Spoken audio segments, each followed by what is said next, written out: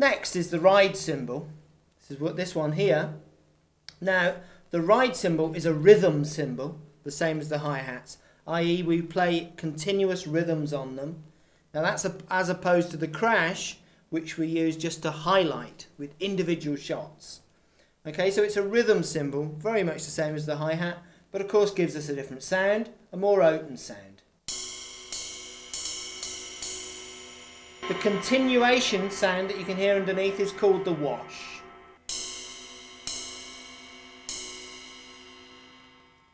Now, I mentioned earlier about having the ride cymbal nice and low. Can you see how my arm now is into my side?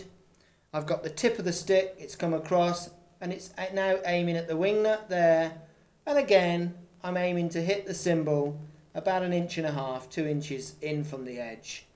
Now, because this isn't supported from underneath like the hi-hats are, if you hit this too hard, it will push away. So use your wrist to lift the stick back up. Don't expect it just to bounce off. The hi-hats, if you remember, they're supported underneath. Okay, it won't push down any further, so the stick will bounce off to a certain amount. It won't do that so easily with the ride, and you can start a problem situation whereby the cymbal is going up and down like this. We don't want that. So keep your arm in, aiming towards the wing nut, and play your rhythm.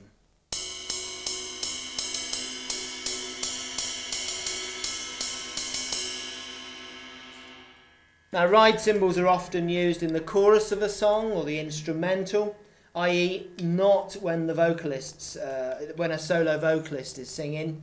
It can be very overpowering, so you tend to avoid playing it during the verse with a solo vocalist. But here we go, we'll play some rhythms now using the ride cymbal as opposed to the hi-hats.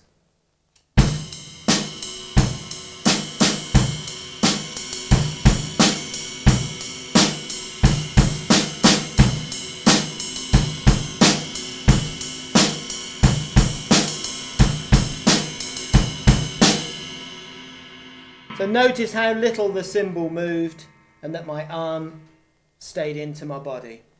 Now the bell of a ride cymbal gives us an alternative sound. Nice tuned bell, and in Latin drumming, Latin American, we often use the taper of the shoulder on the bell to get a nice deep clunk.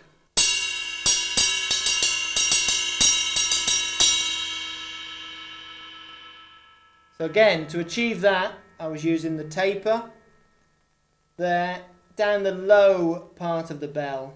This bit here is called the bell.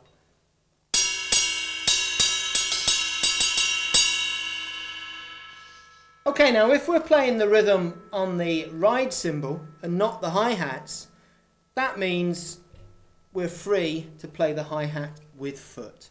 Okay, so use the spring mechanism there to allow you to play it by foot. So now I can play a rhythm on the ride cymbal, the snare and the bass, but include hi-hat with foot. And the best way to do this is to play it with the snare beat. Okay, watch this.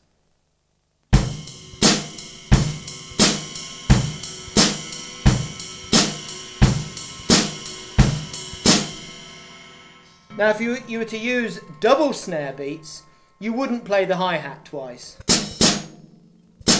You'd only play with the first one.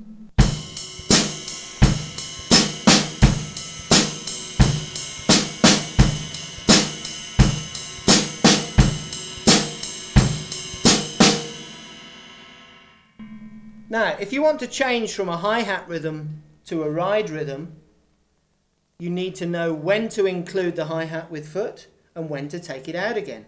So practice that. When you're playing the rhythm on the hi-hat, keep the hi-hats firmly shut. As soon as you go to the ride, include the hi-hat with the snare beats. Like this.